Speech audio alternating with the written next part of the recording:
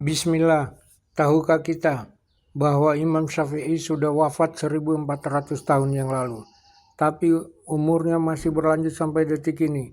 Di video ini, Ustadz Dr. Gigi Usman Gaddafi menjelaskan konsep Islam tentang umur kedua, sebuah masa di mana jasad kita mungkin sudah hancur, tapi keberadaan kita justru semakin makmur di hadapan Allah Subhanahu wa Ta'ala.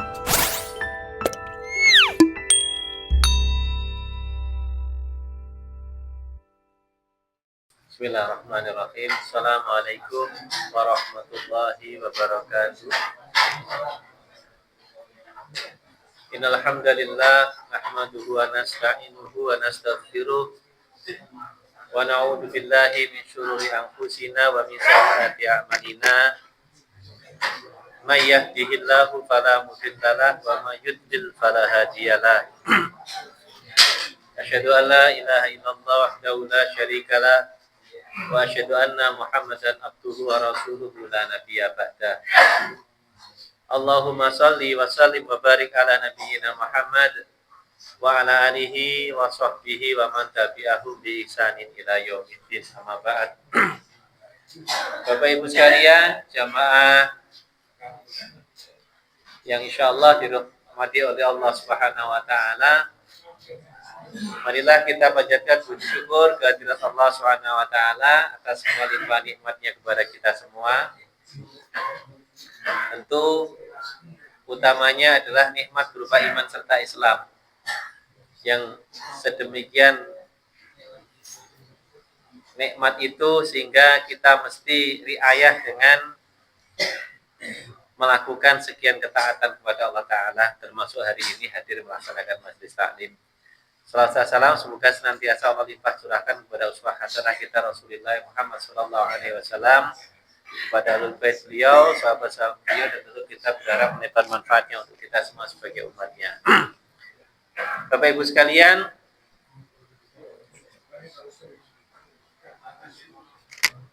momen pergantian tahun hakikatnya kan mengingatkan kepada kita betapa waktu sudah bergulir sedemikian lama. Ketika kita bicara pergantian tahun, maka terkait dengan urusan pribadi kita, kita mesti mengingat sesuatu yang namanya umur. Jadi, Bapak Ibu sekalian, yang namanya umur, itu kalau dalam pengertian masyarakat umum kan adalah hitungan atau bilangan kumulatif seberapa lama waktu yang sudah kita jalani ketika hidup di dunia. Atau bahasa lainnya kan usia biologis. Sejak kita lahir dan besok nanti berakhir pada saat kita mati. Itu disebut umur. Dalam pengertian masyarakat kita. Tapi apakah seperti itu Islam memaknai umur? Nah, itu pertanyaannya. Jadi umur sendiri sebetulnya bukan bahasa Indonesia, bukan juga bahasa Jawa. Umur itu bahasa Arab. Bahasa Indonesia usia. Cara Jawane yuswa. Tapi umur kenapa menjadi bahasa yang lazim kita ucapkan? Salah satunya barangkali karena memang itulah bagian dari dakwah yang disampaikan oleh ulama kita di masa lalu. Jadi beliau-beliau itu banyak mengambil atau menyerap kosakata bahasa Arab yang memang punya nilai dakwah di dalamnya. Jadi umur, ya karena memang di sini sudah begitu lazim, sudah jadi bahasa kita sehari-hari. Cuma sayangnya yang kemudian muncul dalam benak kita ketika disebut umur, yaitu tadi usia biologis. Kumpulan waktu yang kita jalani sejak kita lahir.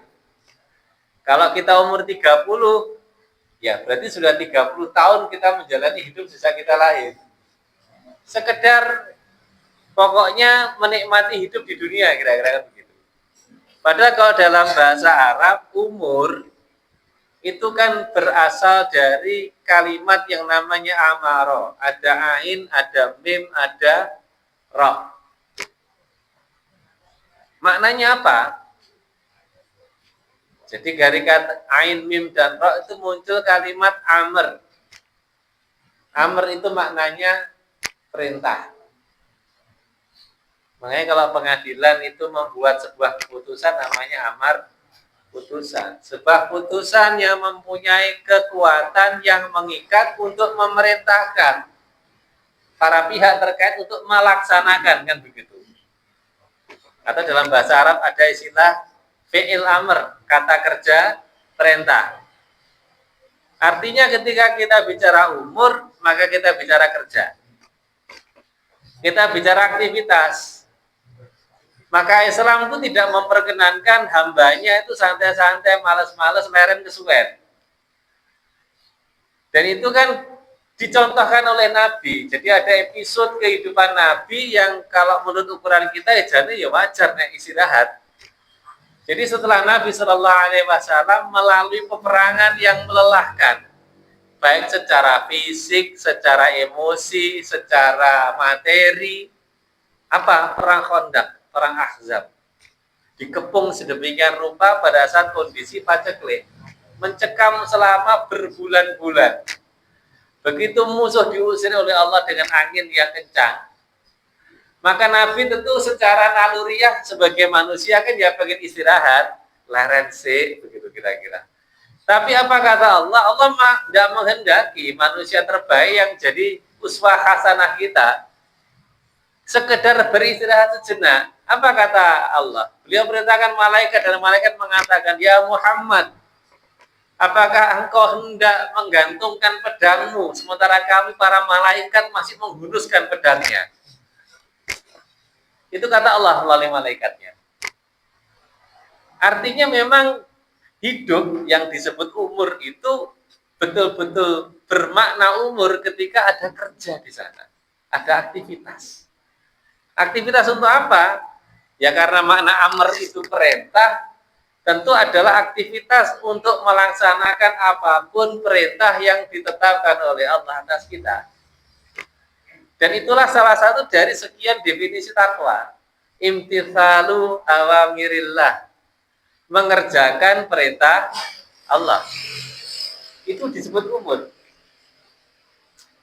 Maka ketika kemudian aktivitas kebaikan, karena memang perintah Allah pasti baik, itu kita kerjakan, maka pasti dia sifatnya itu membangun, sebagaimana amr yang lain adalah membangun, memperbaiki.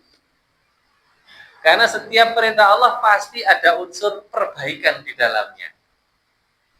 Dan ketika itu dilakukan, pastilah terjadi yang namanya imarah. Dari kata amr lagi. Imarah itu apa? Kalau bahasa kita makmur. Itu juga dari kata amr. Makmur kan ada ain, ada mim, ada ra. Makmur. Depannya kita mim kan begitu. Makmur itu apa? Nah, repotnya wong Jawa kleru neh. Disebut makmur kena duitnya oke. Disebut makmur kalau jabatannya tinggi, punya status sosial, simpenannya banyak, tanah luas dan seterusnya. Intinya urusannya materi. Nggih ya. Kalau makmur kan begitu ukurannya. Padahal apakah seperti itu nggih mboten? Contoh misalkan Masjid Sakinah niki. Masjid yang makmur, niki napa pegore kene kata? Kan tidak. Yang lebih pas terkait dengan makmur itu adalah makmurnya masjid.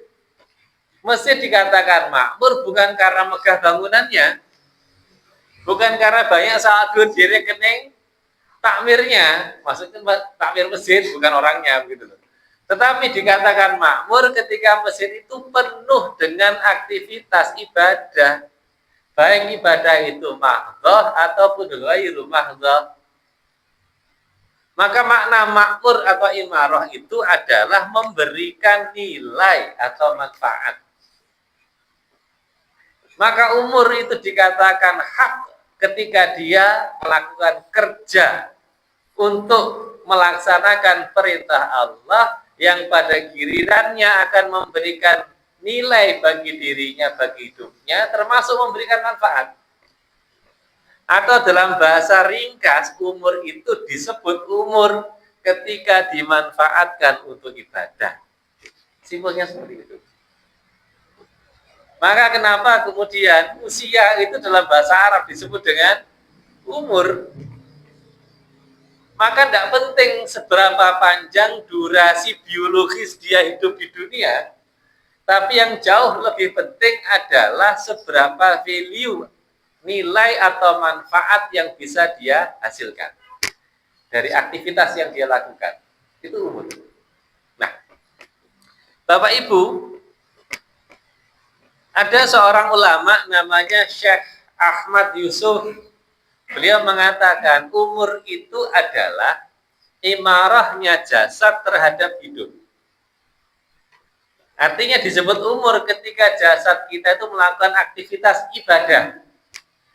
Yang itu pasti memberi manfaat dan nilai bagi hidup kita.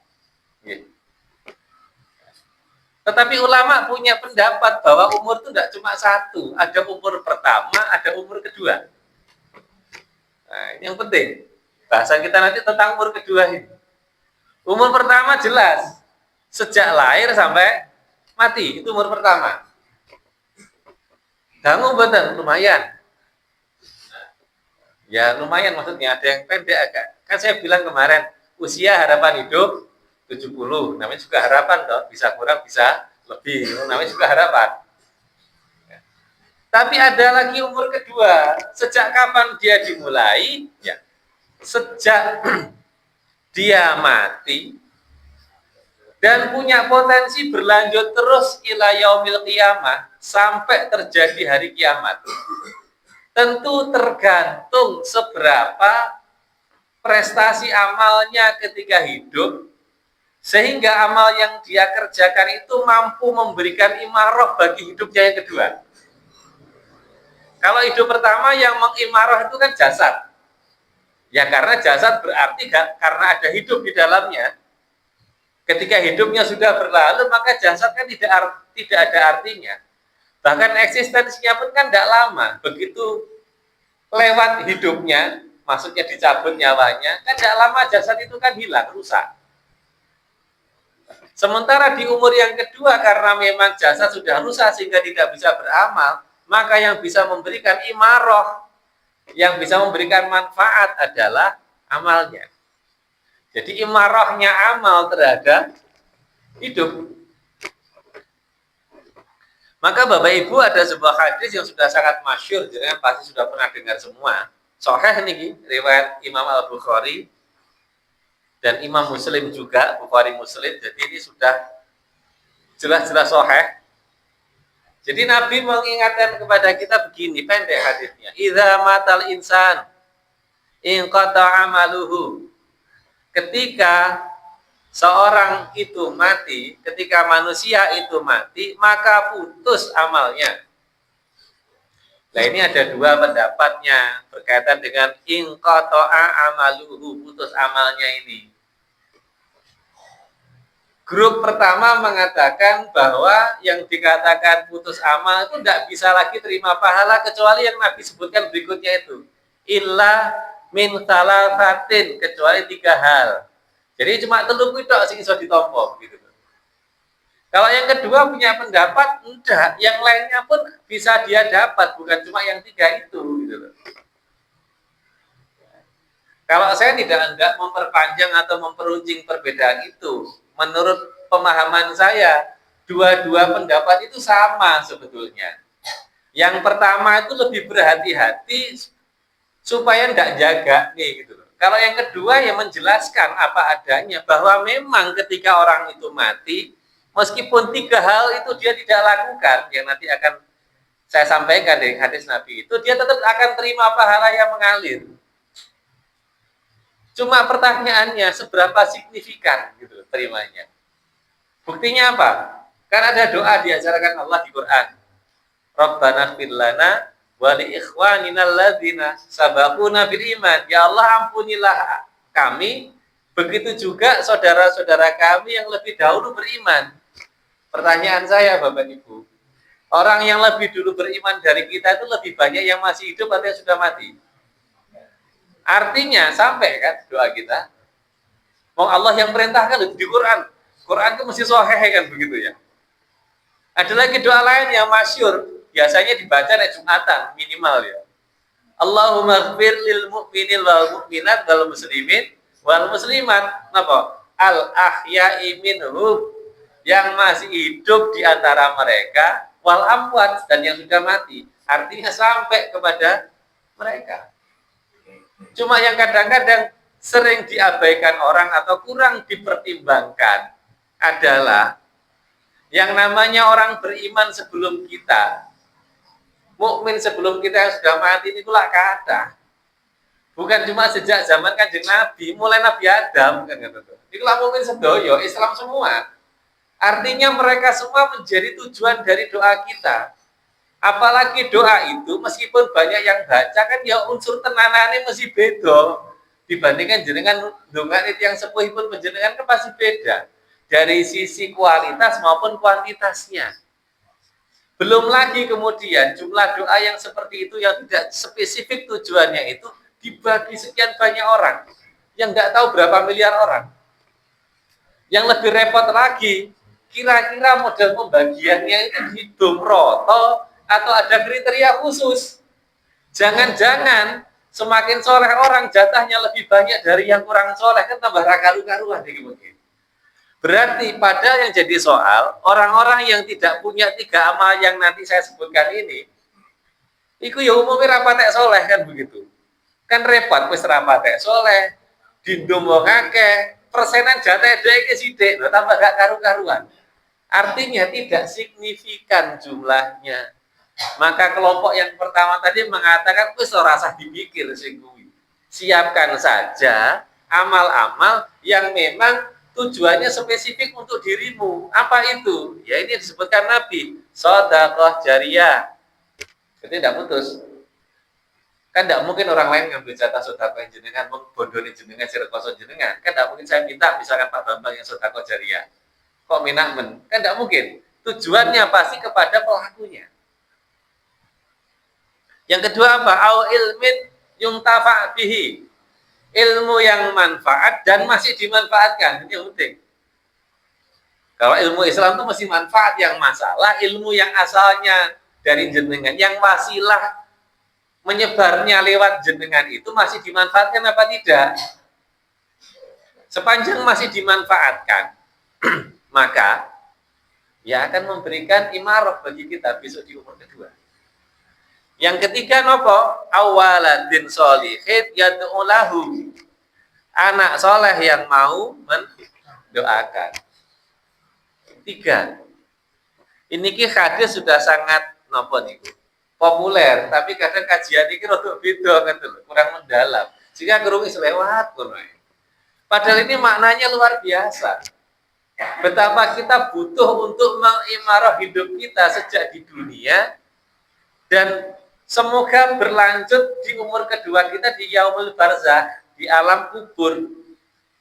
Yang mana karakteristik umur kedua itu beda dengan umur pertama. Umur yang kedua itu potensi durasinya bisa jauh lebih panjang dibandingkan umur kita yang pertama. Ini tergantung kualitas amal kita kan begitu. Kalau berkualitas betul ya berakhirnya boleh jadi ketika kiamat itu sudah terjadi. Ya tidak tahu berapa ribu tahun itu. Sejak terlaksananya sejak kita mati, kemudian pahala amal itu memberi manfaat mengalir terus sampai hari kiamat kan kita tidak tahu berapa lama. Sebagai gambaran supaya jenengan lebih bisa membayangkan. Imam Syafi'i. Imam Asy-Syafi'i itu kira-kira kan hidupnya ya sekitar 1400 tahun yang lalu kira-kira. Lebih lah, 1400 sekian, saya tidak hafal. Pertanyaan, mazhabnya masih dipakai enggak sampai hari ini? Masih, sedikit apa banyak penganutnya? Banyak, masih diajarkan. Masih. Jangan bayangkan itu terus. Imarahnya kayak apa gitu kepada Imam Asy-Syafi'i. Sahih Bukhari, Sahih Muslim masih dipelajari sampai hari ini. Sudah berapa ribu? Sudah 1000 tahun lebih. Maka kami sampaikan umur kedua itu karakteristiknya panjang Bapak Ibu. Ya tergantung kualitas masing-masing kita dalam beramal. Ada yang memang pendek saja gitu loh. Atau malah belas renek. Lah niku nggih mungkin niku. Lah niku repot niku. Padahal setiap kita pada masanya nanti kan akan bersaing dengan beliau-beliau itu. Karena semua menghendaki surga yang sama. Nah, Bapak Ibu sekalian, sebelum saya lanjutkan, 3 amal yang Nabi sebutkan tadi bukan cuma semata mengalirkan pahala, tapi juga ada sisi di mana amal-amal itu menjaga nama baik kita di tengah masyarakat. Jadi ketika saya sampaikan nama baik, bukan berarti ketika kita beramal tujuannya supaya dianggap baik, bukan itu. Tapi apa yang penting? Persaksian baik, Pak. Persaksian baik dari mukmin. Nek wong kafir ra penting, wong fasik ra penting. Tapi persaksian baik dari sesama mukmin. Dulu saya pernah menyampaikan sudah lama. Judulnya Alamatul Husnul Khotimah. Alamat atau tanda-tanda orang yang matinya husnul khotimah. Napa niku? Kata Nabi, mboten napa kok mati mengucap la ilaha illallah. Ya itu termasuk, tapi dalam hadis itu tidak disebut. Kenapa? Ya karena mungkin orang akhir zaman kata sepuluh jenengan itu rasanya angel golek wong mati muni la ilaha illallah. Angel ta angel. Kuwi nunggoni pinten maneh menang mawon, tapi nggih betul berarti mlebu neraka nggih mboten. Saking beratnya mengucap kalimat itu.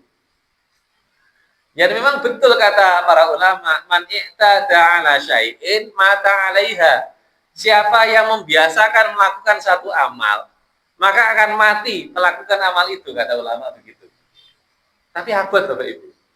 Tapi Nabi memberi ciri yang lebih, insya Allah lebih mudah dan lebih nyata. Apa kata Nabi? Orang yang dikehendaki kebaikannya oleh Allah, mati husnul khatimah adalah yuftahu lahu amalan salihan baina yadayya mautihi hatta yardha man haulahu.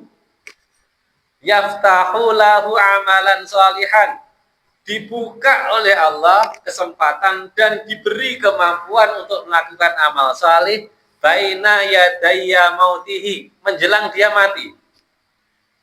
Beberapa saat menjelang mati. Ya kita tidak tahu berapa saatnya. Bisa sekian tahun, bisa cuma sekian bulan, wallahu a'lam. Kan kita tidak tahu berakhirnya kapan. Ya makanya sejak sekarang sadar ya, menurut saya gage-gage kan kata kira-kira. Semoga bisa istiqomah dan kita mati di atas kebaikan yang biasa kita kerjakan. Hatta yardha man haulahu, sehingga karena kebaikan orang itu ridho atas dirinya. Yardha itu yardha man haulahu itu bahasa lainnya adalah persaksian baik dari sesama mukmin kepada mukmin yang lain. Kalau orang jariahnya banyak, ilmunya manfaat dan dimanfaatkan, anaknya soleh, kan namanya baik. Dipersaksikan baik.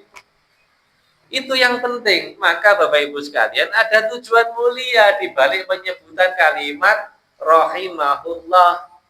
Semoga Allah merahmati. Itu tidak khusus hanya para ulama besar. Ya termasuk penjenengan-penjenengan itu berhak dapat gelar seperti itu. Dan itu lebih layak diberikan daripada almarhum. Almarhum itu duren. Sing lebih kacau nih almarhum jika nih wong kafir sabar karu-karuan nih. Tapi piye wis kadung salah kaprah.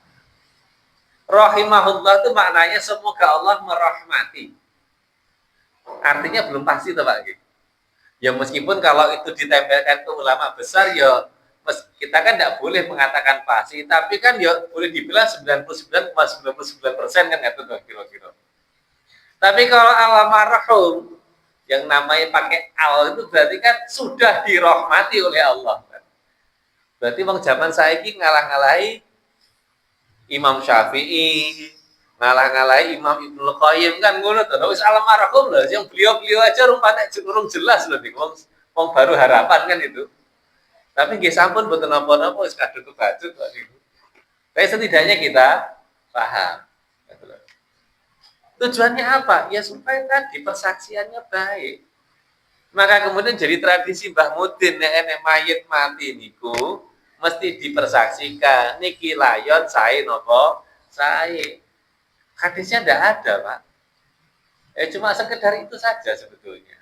Mengingatkan kita supaya kita itu dalam hidup itu mempersiapkan diri melakukan amal sehingga mendapatkan persaksian baik, bukan dalam rangka riya, nggih. Karena persaksian mukmin itu bisa jadi syafaat. Bentuknya apa? Karena mempersaksikan kebaikannya, orang mukmin yang mati disolatkan oleh 40 orang yang mukmin tauhidnya lurus, maka itu syafaat buat dia. Insya Allah swarga nih. Ya orang doanya Pak ngitungi, podo-podo 40 ini kan ngerti jelas ini nopo. Makanya saudara-saudara, sahabat-sahabat mukmin sing soleh nih gue penting. Dan terus nih kita semua pada saatnya mati, ini gue sing dugi ini gue jelas kan lo tauhidnya. Kayak dugi ini gue bukan menggojekkan pojokan, tapi juga mensolatkan. Itu yang lebih penting. Nah, Bapak Ibu sekalian, karakter kedua ini apa? Umur kedua itu karakter keduanya natijah atau buahnya itu ya hanya bisa didapatkan ketika sudah direncanakan dan dikerjakan pada umur pertama. Itu kan hasil investasi gitu ibaratnya. Anda tidak pernah investasi, tidak akan pernah menerima. Itu karakter umur yang kedua. Karakter yang ketiga apa Bapak Ibu sekalian? Tidak ada peluang, tidak ada kesempatan untuk diubah atau diperbaiki. Ya wis enake ngono. Bagi yang mukmin ada penyesalannya apa? Loh, kok kurang akeh kan begitu. Pun boten saged ditambahi. Kok kurang sempurna ya? Boten saged ditandani. Tapi sik luwung, sik bagian gitu loh. Sementara yang fasik apalagi yang kafir, alangkah menyesalnya. Karena amal yang dia kerjakan kan buruk.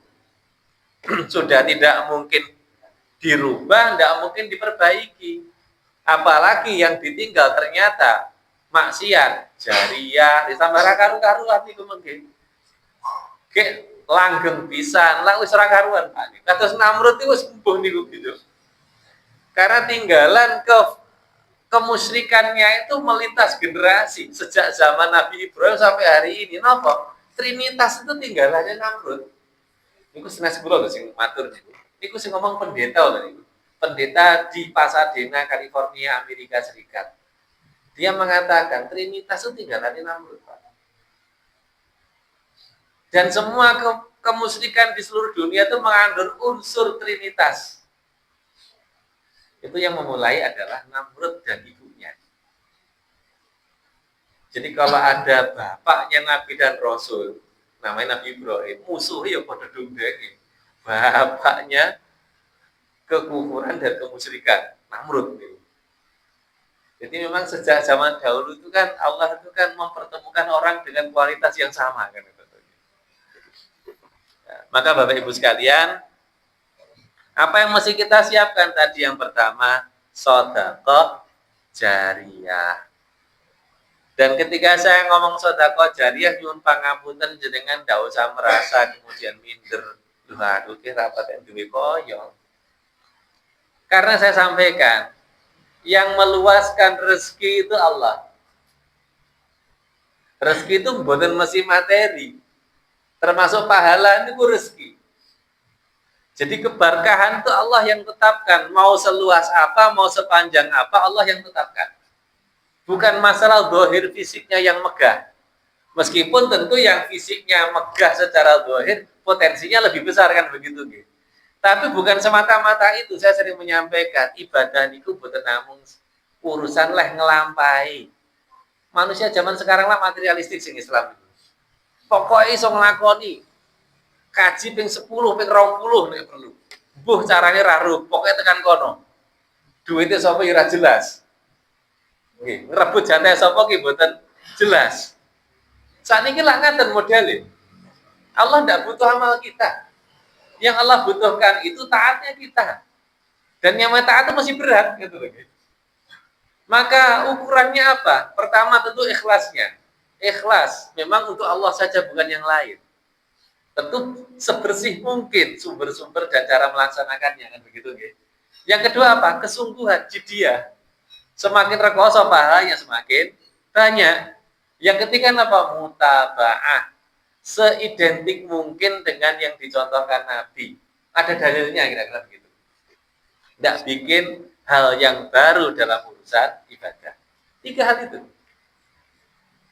Maka Bapak Ibu sekalian nyuwun pangapunten, kalau ngomong soal megahnya fisik, ini kan diilustrasikan sebetulnya dalam sejarah. Ada sahabat itu ahli sedekah, sinten? Sayyidina Utsman. Ketika perang Tabuk, beliau itu sedekah atau infaknya sudah luar biasa, ratusan miliar. Untuk 100 nopo sewu saya kesupen. Bersama perbekalannya ditambah duit 1000 dinar. Padahal sak dinar itu 2 gram seprapat yang betul itu. Sak gram emas niku sakniki pun 2.600.000 nek kasane. Napa mulo kados sakniki? Gek niku 1000 dinar lho, Pak. Wis ora karo-karan pokoke. Kalau ternyata yang Allah abadikan sampai hari ini langgengnya pahala, itu sumur.